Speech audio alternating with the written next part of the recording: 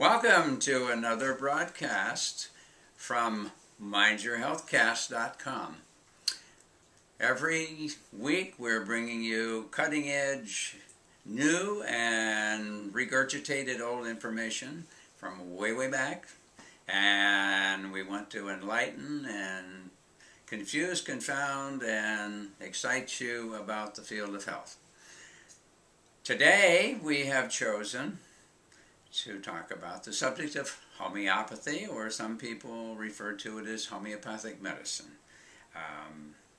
Many of the people who do homeopathy don't like to use the term medicine. However, the FDA has chosen to call it medicine, and it's listed as a medicine with them. It was actually grandfathered in way back in about 1937 or 38 when they first passed the Pure Food and Drug Act, creating the FDA, and homeopathy came into existence as an official drug. Up until that point it was used, and there was a lot of skepticism, and there was a lot of the allopathic medical profession who opposed it. Now, I threw a term at you called allopathy. Many people have not heard of that. In the state of Florida, in the statutes, it says if one is to be licensed under the Medical Practice Act, one must be a graduate of an official, accredited allopathic medical school. That's actually written in the statute. What that means is that there is a philosophy of a sort behind each of the so-called schools or thoughts of medicine. The term school is normally thrown around to refer to a philosophy or a way of thinking about medicine and treating. And so allopathy's been around for a long time, but probably most people haven't heard of it. I think Samuel Hahnemann was probably one of the first to refer to that, and we'll talk about him in a minute. At any rate, just remember, if you run across the term allopathy, as opposed to homeopathy, you'll know what they're talking about. The difference is that allopathic or allopathy tends to create a disease in your body with a drug that is powerful enough to create new symptoms that override the symptoms of that which they're trying to eliminate. Now, it doesn't mean they're trying to cure it. They're working to eliminate the symptom. Most people today consider a symptom, and I've brought this up before, and we'll probably keep pounding on it till it actually starts to stick in your mind. The symptom is not the disease. The symptom is an attempt by your body to, in fact, get rid of a dis-ease. Dis-ease means that your body's not at ease. And the reason it's not at ease is something is there that shouldn't be there, and your body is working very hard to get rid of it. So the symptoms that you don't like, those things that make you feel really lousy and awful, such as temperature, your temperature going up high, you're feeling nauseous, developing a severe diarrhea, your skin breaks out, all of those symptoms, tiredness, achiness, sore throat, stiff neck, headache, those are all symptoms that your body generates when it's trying to get rid of something. So if you drink something that's rather toxic, it's not necessarily the symptom of the toxic thing you have taken that's giving you the symptom. It is the body trying to get rid of it. And in that process, it has to sometimes generate certain chemicals and certain reactions to get rid of it. So again and again, we'll keep talking that symptoms are not the illness, and being free of symptoms does not mean you're well. We emphasize that in homotoxicology, and we'll continue to emphasize until you've learned it. There's an old story about a minister in a church who got up one Sunday and preached a sermon on repentance. The next Sunday he got up and preached a sermon on repentance. The next Sunday he got up and preached a sermon on repentance. And he continued to do that until finally the congregation was getting concerned. They didn't know if he'd lost his mind or what had happened. And so finally one day they cornered him and said, "When are you going to stop preaching on repentance?" And he says, "When you learn." So I guess that's why we do that with the symptoms, until you learn that the symptom is not the illness, and getting rid of symptoms is not getting rid of the illness. That's the principle we want to pound in over and over and over until it sticks. And if you go back, if those of you who've gotten the DVDs on homotoxicology and the material and have studied it more, I hope that sinks in that the symptoms are indications of where you're going, downhill or uphill. My producer is laughing at me. I guess that's good. That keeps me alert and on my toes. And if things get really bad, I guess they'll throw something at me. All right, so we want to talk about homeopathic medicine, and it really, as I say, is classified as medicine in this country, and in most places around the world. It had its origin in Germany, and the original doctor who was responsible for creating this as a symptom, or a symptom as a school of medicine, was Christian Friedrich Samuel Hahnemann, a German physician. Now, usually they drop off the first two of his names and just call him Samuel Hahnemann. So most of the literature that you read about him and books about him and so forth, you'll find him referred to as Samuel Hahnemann. Dr. Hahnemann was a rather brilliant individual at a very young age. He mastered about 4 or 5 languages, and so that gave him a good start because it gave him access to a lot of material that normally the average person would be unable to read. I remember that time in Europe, you had all these different countries speaking different languages, and each of them had their own repertoire of books and material, and so fortunately he was able to read across to the various cultures and understand their material. He decided to go to medical school and get into medicine. And once he got out of it and saw how it was being done in his day, which was the 1700s, he wasn't real happy. Back then, some of the major methods were purges, which is taking a drug that will cause you to either develop a severe diarrhea or severe vomiting. That was one of the methods they used. The other was bloodletting. They would cut a hole in a vein and drain out blood because they had the theory that it was bad blood that was the cause of your illness, and so they would drain some of that bad blood out and hope your body would make some new good blood. Another favorite of that day, of course, were the leeches. They used leeches a lot, and then they had something called trepanning. And trepanning was, if you had a headache, it probably was due to evil vapors in your head. So by drilling a hole through the skull, they could let out the evil vapors and get rid of your headache. Now, my suspicion is that about one headache treatment, and you wouldn't develop any more headaches, because you wouldn't want to go through that treatment again. But bloodletting continued on for a long time. In fact, that's where the barber pole came from. As you know, that most of the bloodletting eventually was let out to barbers with their sharp razors, and so people would periodically go to a barber to bleed as a preventative. I guess that was probably one of the first preventative medicines. And so it's said that on the days that he would do the bleeding, he would have out a pole with red on it, and the other days it would be blue, and so somehow that got intertwined until we had the red and blue striped barber pole that most people see, or at least did for years. They don't do that so much anymore. But anyhow, they would know what day he was doing bloodletting by which color he put out.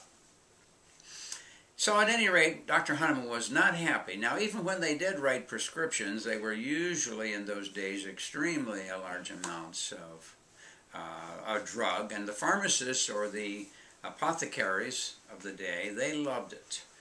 They liked to write those, or the doctor to write a big prescription, because they sold by weight, and so the bigger the prescription, the heavier it was, the more money they made, and so they loved it. In fact, one of the drugs for a long time, until they ran out of raw material, was a drug that became referred to as mummy. And of course, what was mummy? Mummy was actually a ground up mummy into a powder from one of the Egyptian tombs, and they ground it up into a powder, and the doctors prescribed it as a treatment. It worked good. Good as far as making a lot of money until they ran out of mummies, and that's where a lot of the mummies disappeared out of Egypt. Eventually, of course, in Europe they had no more sources of mummies, but for a while they had some enterprising entrepreneurs who figured out a way to cash in on the mummy market, and make money. And so what happened is, if they would find a traveler along the road who had died of accident or of illness or whatever, they would take them and they would paint them with tar, wrap bandages around them, and lay them out in the sun until they pretty well fermented, and then they would sell them as a mummy to the apothecaries, and they would grind them up and produce more mummy. And sometimes, if there weren't many people lying along the side of the road, they would notice that when they brought the mummy in, it had a fractured skull. So I suspect they probably generated some of their own resources when they ran out from a more natural approach. Anyhow, mummy was being used, and so a lot of these things were going on, and Dr. Hahnemann was really not too happy about all that, and he didn't like what medicine was doing, so he decided to make his living by translating actually medical works from one language to another. And as he was doing that, this is the way the story goes, sometimes history has a way of generating their own version of the truth. And we wouldn't say that they lied, but probably they adjusted truth somewhat. At any rate, I don't think in this case there would have been any reason to lie, but the story is that he was actually translating a medical work talking about the way a drug worked in the body, and he had this suspicion that that wasn't accurate. So it put him on a trick of deciding to try to figure out how do drugs work in the body.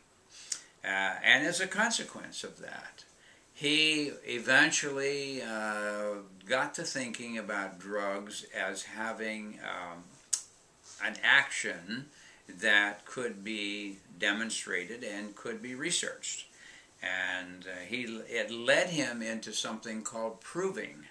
Now, proving is something that's very unique with homeopathic medicine, and the proving is that what you do is you take a substance and you take a very small amount of it, and you take someone or a group of people who at the moment have no symptoms, that they're pretty healthy. Now that would be hard to do today, but there was a time when that was the case.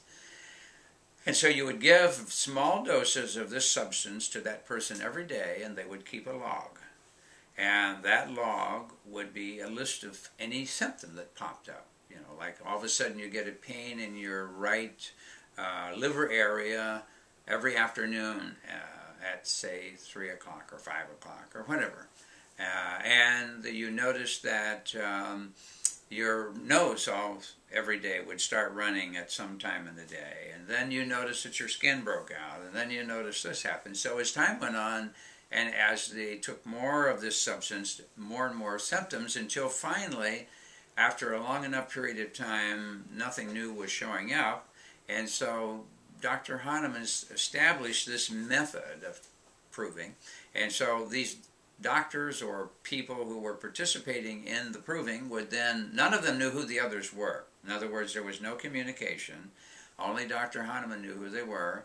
And so they would send back to him this log that they had kept, and then he would sit down and analyze that and see what symptoms did each of these people have that were the same. In other words, if everybody got a headache at a certain time, or if everybody's nose ran at a certain time, or everybody's skin broke out in a certain way, he began to list all these symptoms according to the systems of the body. And that became then the drug picture of the substance. In other words, this is what it's like. Now, he came up with a theory of what's called the simillimum. In fact, it was eventually referred to as the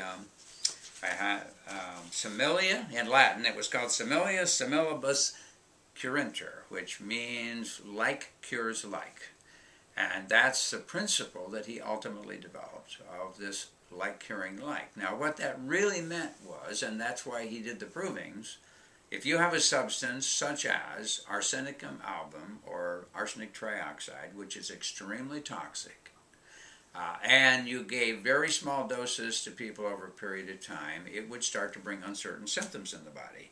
Now, sometimes with something like a poison, if someone either accidentally or on purpose was poisoned with that substance, then they had the clinical records from them being in the hospital until they died or recovered. And so with something like arsenic, some of the symptoms were extreme restlessness, feeling like you're all burning up inside, ulceration of the stomach and gastric tract, unable to drink water even though being extremely thirsty. So there's a whole set of symptoms that would happen if someone were poisoned with arsenic. So those became the drug picture, and then, as I say, they could do it by the proving method, by taking small doses and then noting the symptoms that started to appear. Now, what was interesting in the proving was that once they had proven or developed those symptoms, if they quit taking the substance, then the body would clear it out again and it would be gone. And so he decided to try an experiment with himself. So it's said that he took the bark of a tree that was being used to treat people with malaria back at that time. And from that bark he made a solution, and he started taking it. And it was actually called China, which is spelled like the word China. And so he started taking doses of that.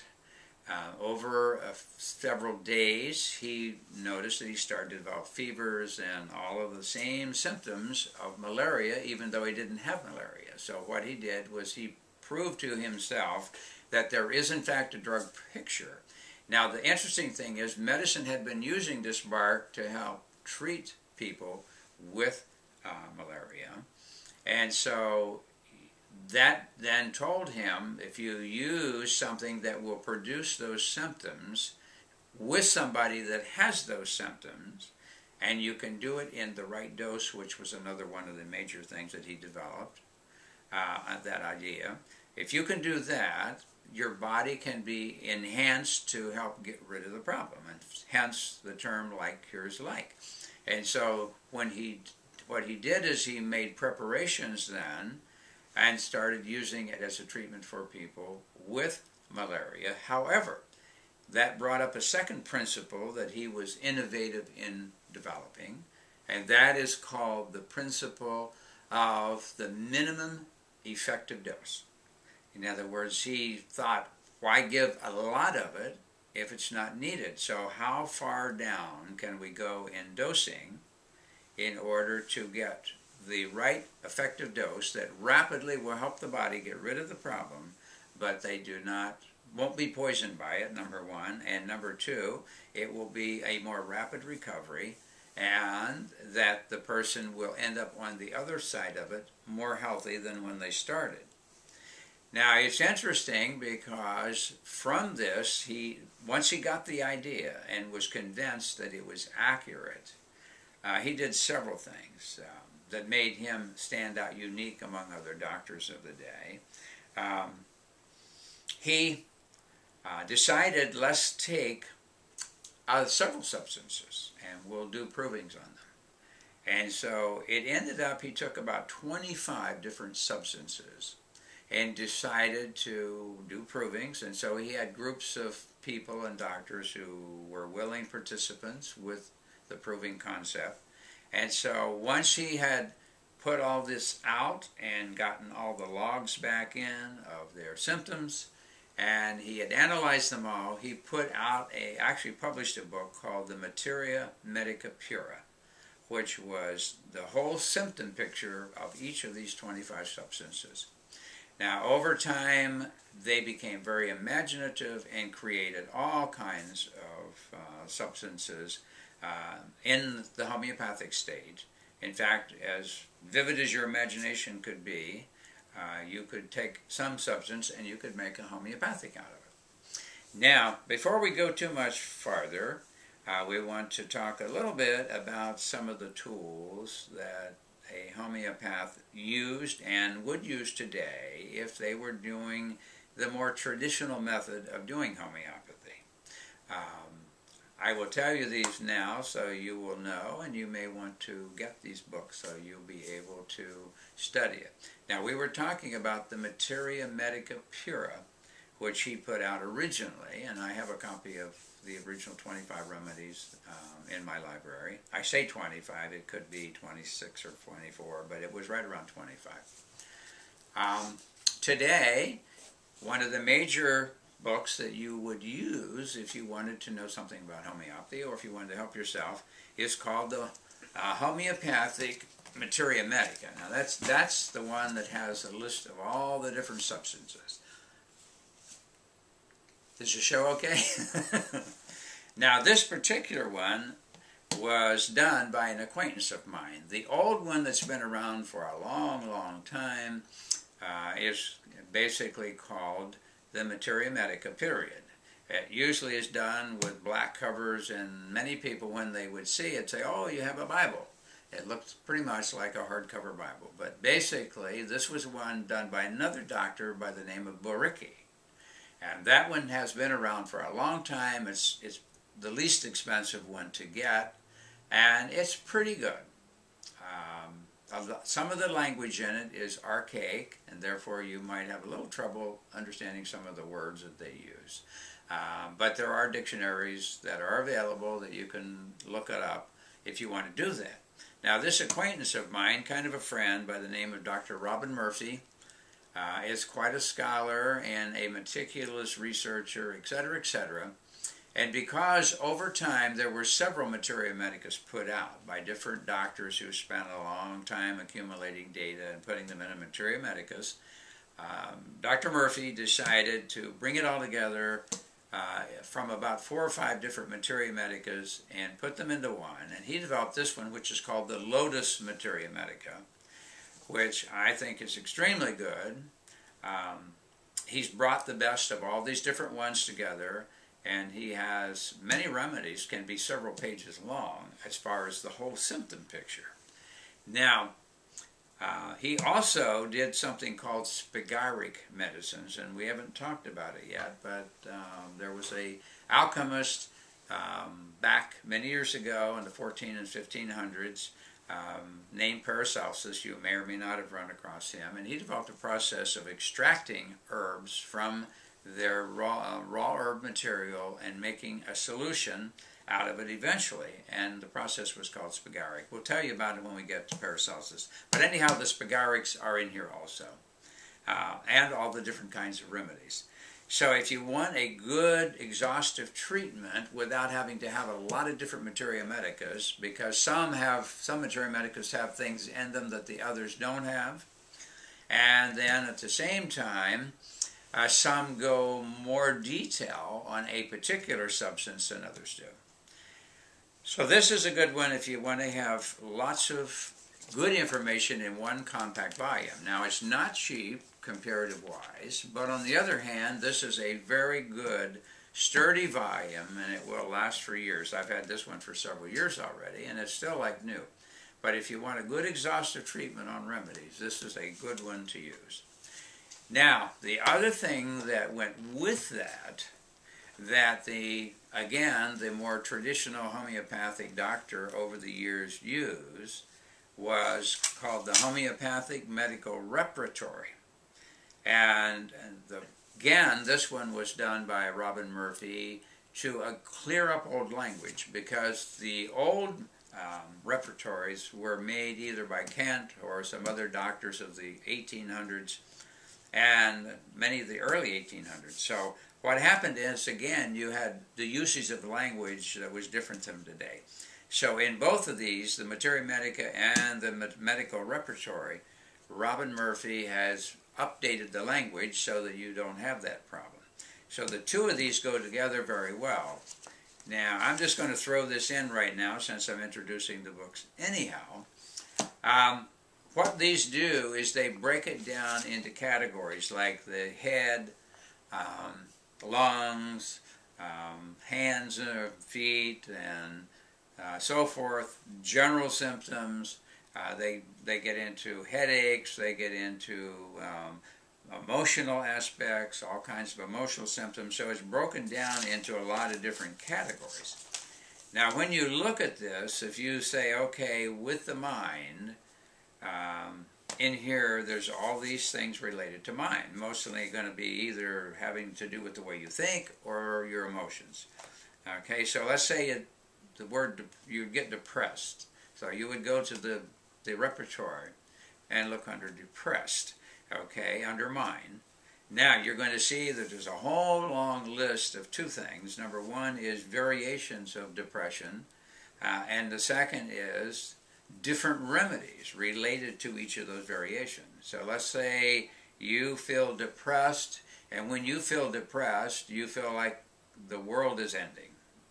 And it gets its worst every morning at 3 to 4 a.m. And that it's hard to get out of it, and that depression not only feels like the world's coming to end, but it feels like someone is standing on your chest and just crushing you. And so when you go in here, you're going to find that those are all broken down into those different variations of depressions, because everybody doesn't experience depression the same. Now, what's that matter? The matter is that the treatment would be different for different people for depression, because their depression is unique to that person. And I'm saying all that to say that in homeopathic medicine, it's a very individualized medicine. That means that you don't treat everybody with arthritis with the same remedies. You don't treat everybody with a headache with the same remedy. You don't treat everybody with joint aches of various sorts, or whatever. It's very individualized. Now, I only gave you one symptom, so if you were really going to treat somebody in traditional homeopathy, you would sit down with a sheet of paper and you would start and go down through the whole body, having them tell you about any symptoms that have occurred in each of those. You're going to have them tell you when are the symptoms better or worse. You're going to have them tell you what kind of foods make you feel better or worse, or what foods you might have craving for.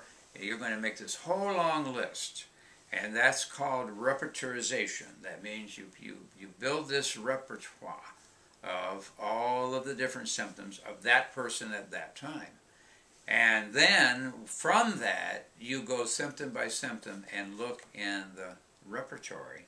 And then you start listing the remedies that each of those symptoms are connected with. And then when you get done, you may have 8 different remedies that have certain amounts of these different symptoms. So now you get down to totaling up and saying, okay, what remedy has the most of the symptoms that this person has? And then if you're not sure, once you get a remedy, or maybe you get 2 that are very similar, then you go to the Materia Medica and you look through that for each of those 2 remedies and you study them in more detail. So then you may find something that's always a big giveaway by doing that type of homeopathic medicine, and that is a rare, peculiar, or unusual symptom, something that's really, really different. For example, the person says they're thirsty, but they can't drink anything, or they feel like they need to get up and move around, but their body aches if they try to do it. And so there's some strange, rare, peculiar symptoms that can show up. And when you bring this all together, then the classical homeopath, or traditional homeopath, I should say, would then have to make a decision. Am I going to give them this remedy, or am I going to give them this remedy? So this is kind of just a taste of how traditional homeopathic treatment would work. And for years, that's the only way it was done. That's the way Samuel Hahnemann did it. Now, I need to throw in a 3rd book to bring this all together. And I don't have a copy of one right here, but the 3rd book is called The Organon of Medicine. That was a textbook written by Dr. Hahnemann, which gets into the principles that we're talking about, the whole principles of homeopathic medicine. And it's in a series of almost like aphorisms. There'll be number 1, homeopathy is blah, blah, blah. Number 2, the greatest thing that a physician can do is to determine what needs to be cured. Number 3, blah, blah, blah. Now that statement, determining what needs to be cured, is very interesting, and that is one of those aphorisms. But the interesting thing about that is that sometimes if someone comes to you, they may not have a disease per se. They're doing something in their lifestyle that is bringing it on. For example, if you had a severe reaction to milk and you're drinking a gallon of milk every day, You don't need a remedy for that. What do you need to do? You quit drinking the milk. So you don't have to give them anything for that. You just have them change their lifestyle. So that's what Hahnemann meant by that. The physician has to determine what is there to cure. If they quit drinking the milk, the problem's gone. So they really don't have a health problem. They have an eating problem, a behavior problem. So that's part of the process. You have to sort out what are the things that really represent a problem in your body that your body is attempting to correct, and from those symptoms find the right remedy that's going to assist your body in getting rid of it. Now, getting back to what we called about like cures like, the remedy that has the same symptoms that you have, and it doesn't mean, for example, I mentioned arsenic amalgam or arsenic trioxide as a remedy. It doesn't mean that the person has been poisoned by arsenic. It only means that they have a set of symptoms that are the same that could be created by arsenic if you took it into your body. And by taking a very dilute amount of that, which would be non-toxic, you can activate your body or assist your body in getting rid of the problem. Now, I don't know if I'm clarifying this for you or not, but I want you to kind of get an understanding of what it means to talk about homeopathics. Now, I'm saying that because there are many people today who get into natural medicine and they try to use homeopathic concepts in an allopathic way. Now, with allopathy, you don't care what the cause is. What you want to do is manage the symptom. So they don't get into causes, and they don't want to do anything that's going to take a long time to do, which is what happens with homeopathy. You could imagine the process I just told you, how long it's going to take with a patient. A traditional homeopath could very well take 2 to 3 hours with the first visit, just getting an accurate picture of what's going on in the person's body. Now, how many doctors' offices have you been to that they're going to sit there for 3 hours and in detail listen to every symptom, every feeling, every emotion that you feel, and all of that information? Most of them, I've had patients complain that they're put in a doctor's office examining room, a nurse comes in, takes their temperature, takes their blood pressure, listens to their chest, leaves the room, the doctor comes dashing in, says, "How are you today?" May repeat one of those things, may look in your nose or your ear or your throat or whatever, and starts out the door. And I don't know how many patients that I have had who had at some point left regular medicine saying they got tired of talking to the doctor's rear end as he was leaving the room. And, of course, in most cases, he never took the time to discuss anything in detail, or she, as the case might be, in detail with the patient. So basically, then, once he's out of the room, the nurse comes running in, either handing her or him a prescription, or giving them an injection, and you're out the door. I've known many doctors who felt they couldn't spend more than 5 or 10 minutes maximum with each patient. Some not even that long. I've seen a lot of them that did a lot in about 2 or 3 minutes, in and out. And they could crank through a lot of people in a day. But in most cases, the admonition was, as they went out the door, we're going to give you something, and if that doesn't help, let us know and come back and we'll try something else. And incidentally, the operative there is try, because it's a shot in the dark. There's nothing scientific about it. They don't really know what's wrong with you in most cases. And it's not even important because they're prescribing to symptoms. So that's the end of it. They give you one or two things that would be justified according to modern pharmacology, and out the door. And if that doesn't suppress your symptoms, come back and we'll try another drug that might suppress them better. And that's the way, unfortunately, modern medicine is practiced. With homeopathy, it's not possible to do it that way unless you have every remedy memorized and know all the symptoms of it, and you can, in 5 minutes, get all of the symptoms from somebody, which is hard to do, but at least they may be getting what are called keynotes in homeopathy, which are, each remedy has certain key symptoms that seem to denote that remedy. And so if they're good at that, they might do it a little faster. In fact, I know a doctor from India, his name is Dr. Banerjee. I've studied with him, and we've had some interesting conversations, and maybe we'll mention him again in relation to something else. But anyhow, Dr. Banerjee, one day a week, goes to a hospital in India. If I'm not mistaken, it's in the Calcutta area. And he has a school of homeopathic medicine. He himself is a third or fourth generation homeopathic doctor in India. And one day a week, he and his students go to this local hospital, and they see one patient after the other free. That's their donation. Okay, so they have 5 minutes with each patient. Then they give them a remedy, and they're out the door and gone, but there's no charge for it, and there's no appointments. So they can see several hundred people in one day, the group of them. And he does this year-round, one day a week.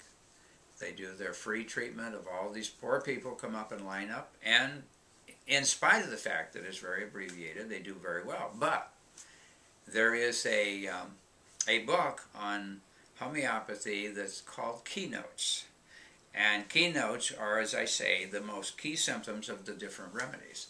Well, Dr. Banerjee has the whole book memorized, and if you tell him any remedy, he'll tell you what page it's on and which side of the page, left or right, and he can recite to you all the symptoms of the keynotes of each of the remedies.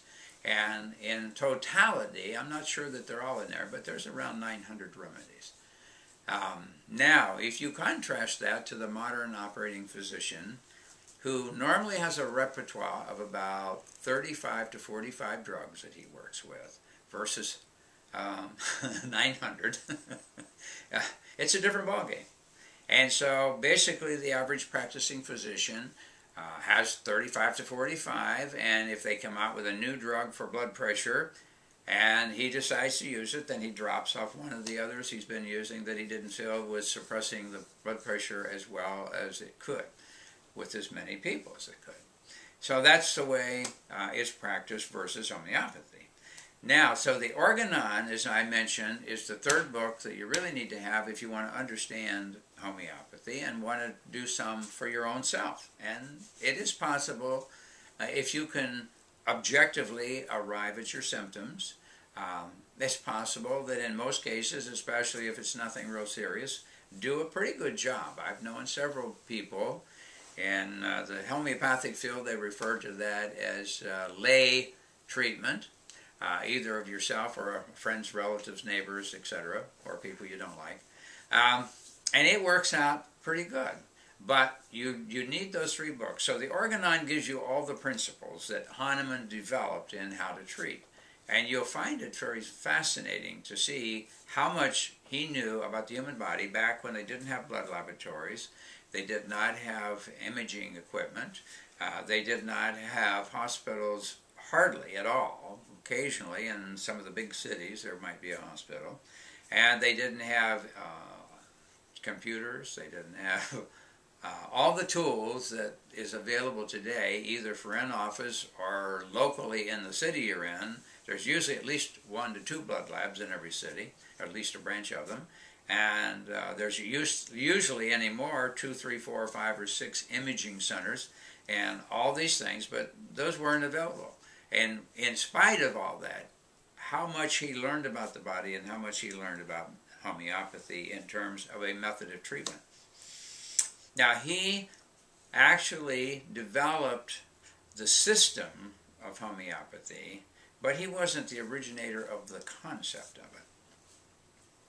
He, after he became very discouraged with medicine and was doing all the translating, and then finally became interested because of some explanation of how a drug worked, and out of that started developing the homeopathic practice, he took the concept of the minimum effective dose and the right remedy for the person, which is the simillimum, and he developed it into a system that could be taught, could be put into a textbook, other people could learn how to do it, And he made it standardized to the point that, okay, here's how you make the remedy arsenicum.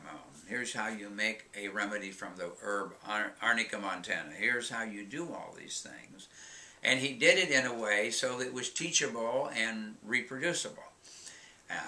But the concept of homeopathy, of like cures like, goes clear back to Egypt. There's been things discovered, writings in Egypt that indicated that they knew about it all the way back then. There has been, all through the centuries, all the way up to even Hippocrates, he talked about the same idea that like can cure like. And interestingly, Hippocrates is the one from which we get the Hippocratic Oath, which is the one that doctors supposedly over the years have given this oath when they finish medical school before they go out and treat people. Unfortunately, if they do, they don't follow it anymore, because if you go back and read a copy of it, and it's still available that you can get to read, you read the Hippocratic Oath, you're going to find that there's several interesting things in there, one of which is that no doctor is supposed to support or aid an abortion, and also it's interesting in there that it says, above all, the doctor will do no harm. I don't think there's many doctors that follow that today, and yet if they do take the oath, they're violating it as soon as they start to practice the medicine that they are practicing. But it is, to me it was interesting to go back and find the original oath that he developed and what he said in it. But the whole thing was oriented toward the patient. And so he understood the like treats like principle, but he did not develop it any farther than just talk about it. Dr. Hahnemann, being a very meticulous German, was able to take it and put it into a very workable, teachable system. And he published the first paper on that as a system in 1795. So I consider Hahnemann to be one of those people that's way ahead of his time.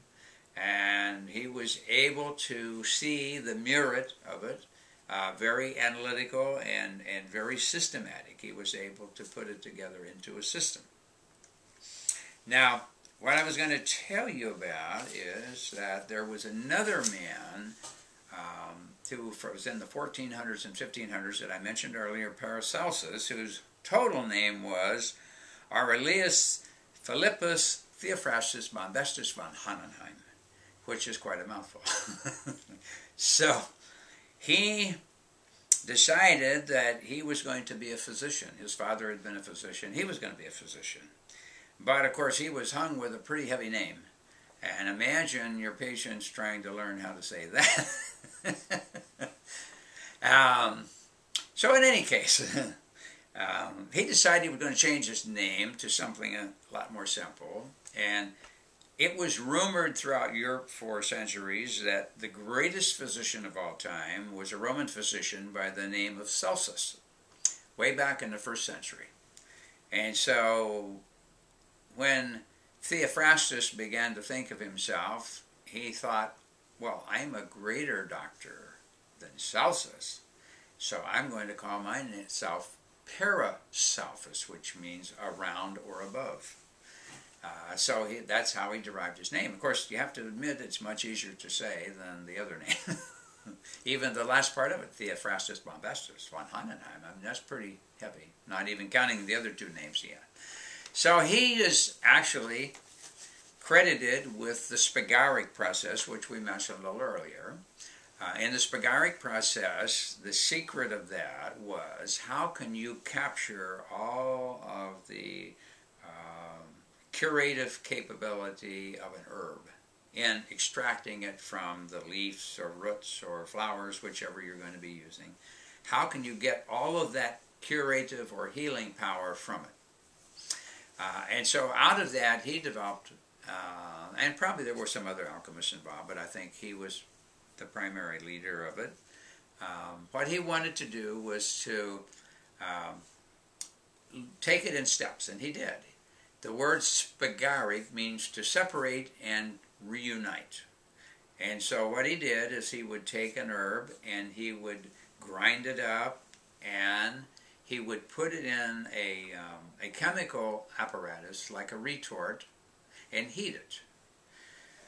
When he heated it, it would give off some vapors of what are called the volatiles of the herb. These are things that evaporate easily, the volatiles. So he would distill that off and catch that in a container. That would be the first step.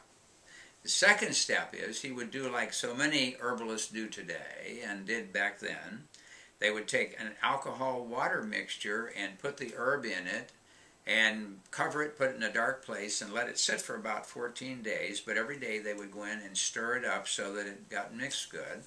And at the end of the 14 days, they would then drain off what came out of it and squeeze it and filter it so that you had a liquid extract, an alcohol-water liquid extract. So that was the second step. The third step is that all of this debris that was left, they would put in a crucible and put it in an oven, and they would continue to heat it and wash it down until they ended up with a fine ash that represented the residue of the plant. Now, without getting into all the philosophical issues, because they talked about the three levels of any plant or substance, they separated this into these three levels, which represented the spirit, the soul, and the body of the plant. And so then what they would do is they would mix these three components back together. So then you had taken from the plant everything that was there and now purified it and brought it back together. So that's what a Spigaricus. Now there are a few homeopathic companies in Germany today that do Spigaric extracting of their herbs to make the tinctures that they make the homeopathics from. Now we're going to talk a little bit about how you make homeopathics, but they were the ones that would make this more complete mixture.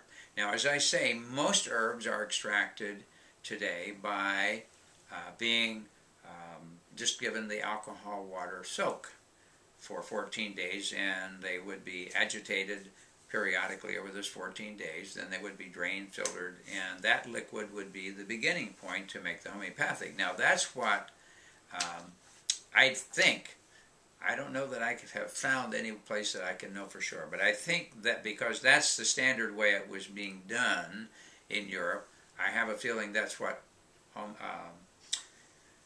Dr. Hahnemann used. I think he probably used the standard liquid alcohol extract. In fact, I'm pretty sure he did, because he then had instructions on how to make all the remedies, when they were to be collected, what time of the day, what time of the year, and so forth, because they felt that there were times when the plant had its fullest energy and its fullest chemical capabilities, and that's when they harvested it to make the tinctures. And in homeopathic medicine, the starting tincture is called the mother tincture. There are cases when they treat with mother tincture, but then they go through a series of dilutions to get down so that they have available to get the minimum effective dose, which means diluted to the right level at the right time for that person. I did not mention one thing about Paracelsus. I need to bring that in because we're going to be doing that when we talk about making this. Paracelsus also is the one who brought metals into play and the usage of medicine, meaning either individual elements like iodine, antimony, iron, so forth, those different separate minerals, or compounds of minerals, meaning where they had 2 or 3 minerals all combined into a compound. So he's the one that kind of brought not only the Spigaric idea, but he brought the metals in, and metals became a part of it. So as we talk a little bit, we want to talk about the different types of things that they are made from. I've mentioned the herbs, and now I've mentioned the metals, but there's other sources from which they make homeopathics. If you're all ready for it, here we go. You'll find it interesting. One, of course, is herbs. That's pretty cut and dried, and a lot of people are in favor of herbs and know something about them. The second was the metals and metal compounds, and so those became the 2 basic ones to begin with, even with Hahnemann. Those were the 2 basic ones that they started with. But as time went on, then some other things came along. One was called animal substances, but really were mostly from insects. That was things like different types of spiders, ants, bees, wasps, and so forth. In most of those cases, those substances were actually done with the whole insect, or the whole thing, whatever it was, like an ant. There's a remedy in homeopathic medicine that's extremely good for swollen joints that are red and painful and aching like crazy, swollen. And that remedy is called Formica rufa. And what they do is they take ants and put them in a mortar and pestle, and they grind them up. And then they mix it with an alcohol water solution to extract it, and do it through a certain process of extracting the factors out of it. Then they filter all of the debris out of it, and that becomes your remedy. And that's your starting remedy, which is the mother tincture. Some cases they have something called Apis mellifica, which is honeybee. They have things like Vespacrabo, which is wasp.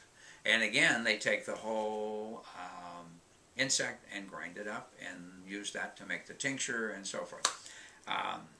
And they gathered these from all kinds of sources. For example, if I recall, Apis mellifica came from India, because it's an extremely good remedy when people have some illness and they're accumulating a lot of fluid. Their body's swelling, and it's hot, and it hurts like crazy, and it's red like a bee sting. This old lady there was a very young child in the family of English people that were in India, and the child got very sick, and something happened that the body swelled up full of fluid. And the doctors were at a loss what to do. And this lady who worked for these people says, you know, I know what would help that. So she had them get some honeybees. She put them on a tray, put them in the oven, heated them till they were dehydrated, and she ground that up into a powder, put it in some water, and they fed it to the baby, and in short order all the water drained out and normalized the body. So of course they grabbed on that for homeopathy, and it became a standard remedy in homeopathic medicine for anaphylaxis, where suddenly your tongue swells up and fills your mouth, your throat swells shut, and you could die from it.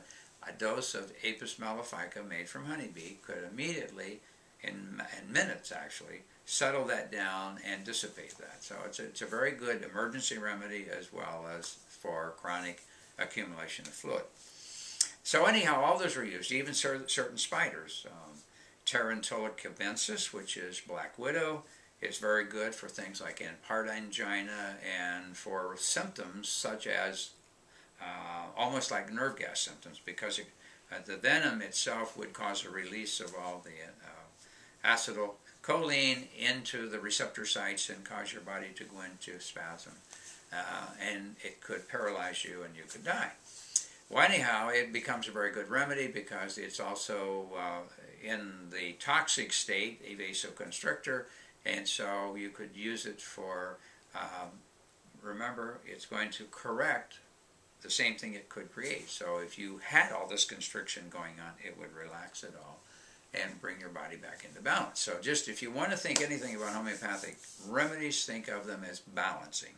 If you're too far this way or too far this way, it's going to bring it back into the center. And this polarity thing with homeopathics is something that totally confounds regular medicine when they see all this stuff and they don't know what to do with it. It doesn't make sense to them, but it does if you understand the principles. Okay, so animal substances, then there are things that are called imponderables. Imponderables means homeopathic remedies made from X-ray, from magnetic fields, microwaves, and so forth. And in today's modern world, this would become very important. The X-ray, how many people get exposed to X-rays, microwaves, and so forth. So those remedies are very good, but they're called imponderables because it's hard to relate. You know, how can you make a remedy from a magnetic field? Well, they took alcohol and water and exposed it for a period of time to a magnetic field, and that imprinted into that water information related to that magnetic field. Interestingly, each type, North Pole, South Pole, has a different effect on the body, the same as the X-ray and the microwave and the other things, or even radiation, regular radiation. Very powerful. Okay, so those were called imponderables. Then we had something called nosodes. Nosodes were made from viruses, funguses, more morbid material from the body. For example, if you have somebody who has the appendix that is starting to go gangrene, it's called necrotic appendix. That means the tissue is dying. If you took one of those appendixes and you took a piece of that and you made it ultimately into a mother tincture, then if you had somebody who had a very sick appendix and you gave them homeopathically this nosode, it would rapidly bring on an immune response to help you get rid of that problem. And I've seen it work many times, so it's not just talk, it's something that works. Sarcodes. Sarcodes are the ones that are made from healthy tissue and secretions. In other words, if you have a thyroid that's healthy and you make something from that thyroid into a solution like we're talking about, and then you have somebody that the thyroid is out of balance, if you give them this homeopathic sarcode, it will stimulate the body to rebuild the thyroid and bring it back into balance. And so those are called sarcodes, and we use a lot of those. You don't hear a lot about them, and nor do you the nosodes, but they work. Then you have the isopathic remedies, which are the ones made from the same thing, meaning if you're exposed to a drug and it's poisoned you, if you take that drug, make a homeopathic of it and take it, it will help your body throw it out. Now, there's a reason for that. It's called the Arndt-Schultz law, and we're not going to go into it in any detail other than to say there is a principle that says that if a small amount does one thing, a large amount would do the opposite. So when you use the remedies, they work in that way. There's some special groups. We'll just throw in real fast. There was the Balnosa group done by Bach and Patterson out of England. There was something called tissue salts by a German doctor by the name of Schuschler, Dr. Schuschler, that helped in doing a lot of things in the body. There's something called the Bach flower remedies developed by Jonathan Bach out of England, which have to do with emotional issues that are very good, and it kind of specializes in that.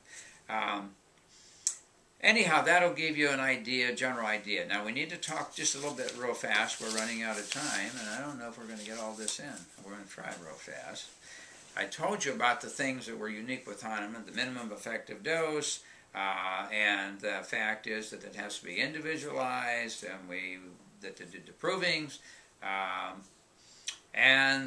I guess that's pretty good of the standard things he did, was the repetitorization and so forth. Now, we're not going to have time to get into miasms and some other things, but we'll probably throw those in later along the way as we talk about the field of homeopathy. I did want to talk about the dilutions real fast.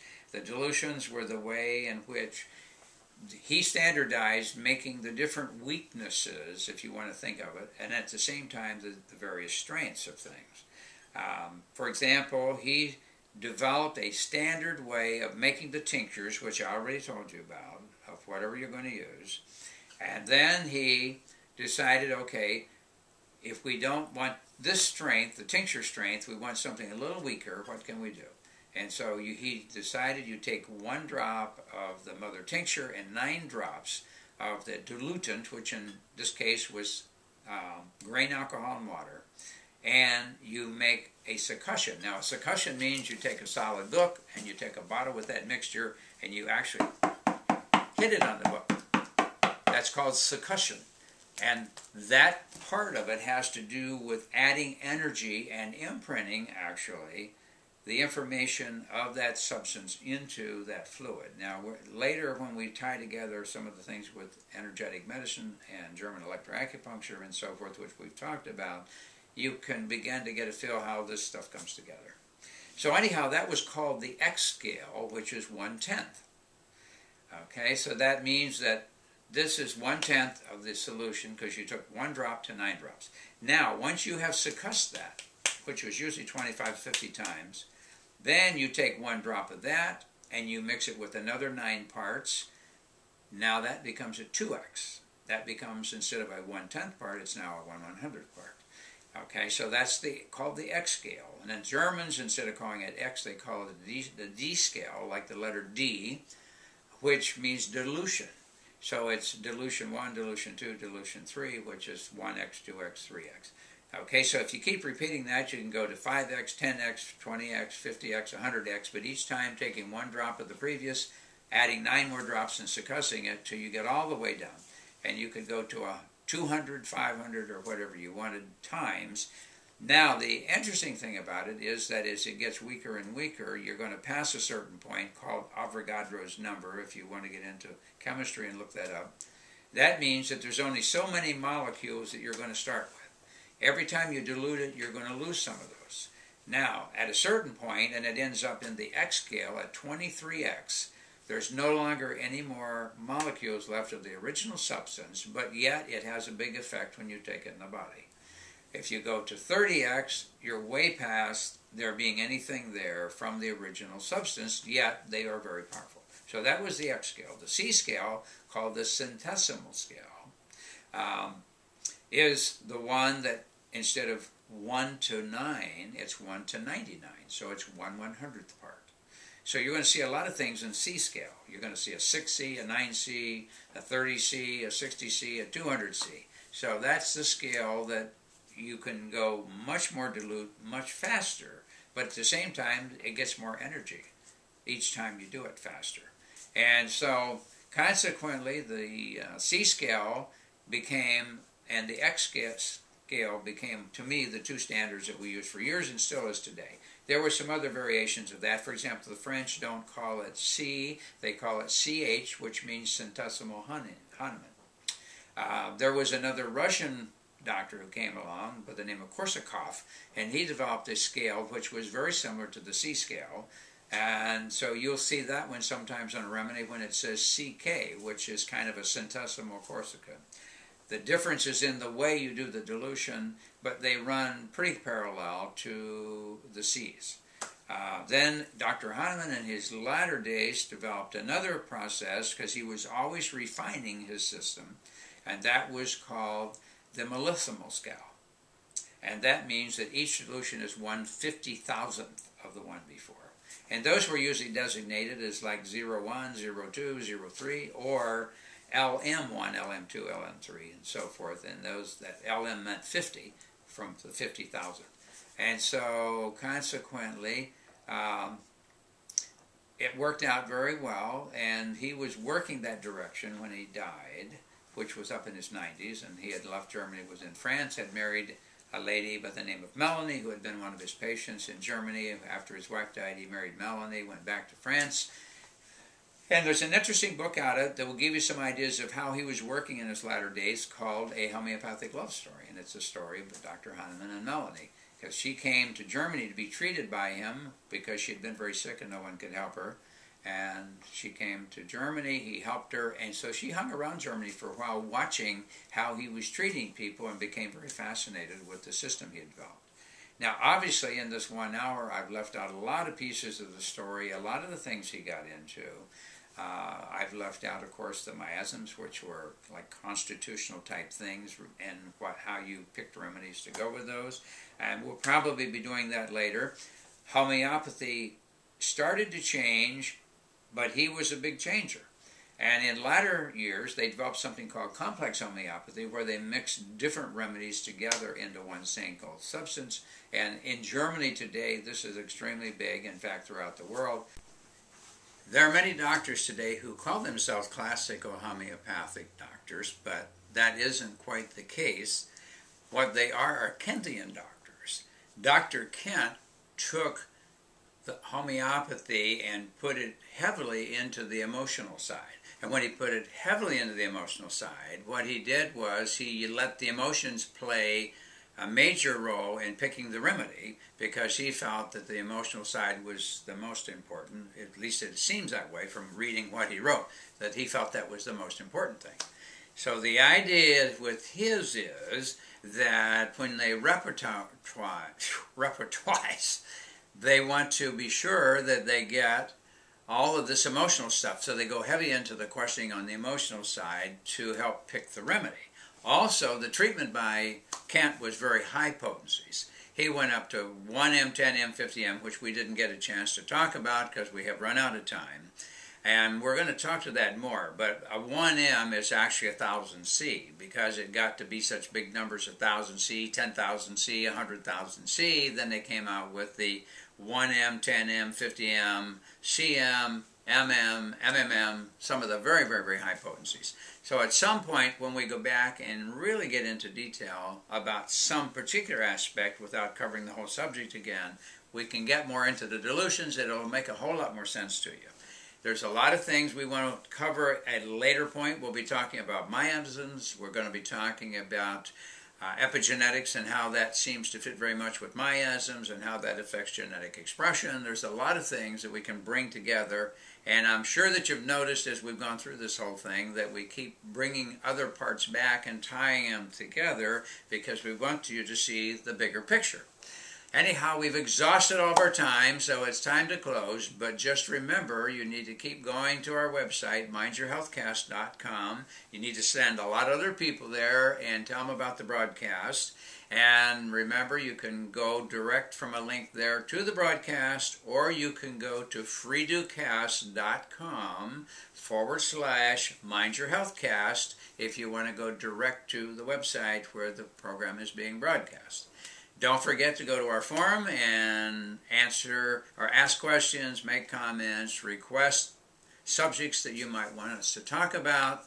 And if you bring somebody new in, make sure that they register on our site so that we'll have their email. And we're not going to be haranguing people with the email, but we will be giving an announcement of anything new is happening, if we've added anything, or what broadcasts are coming up. Those are the kind of things that we would be doing, is giving information.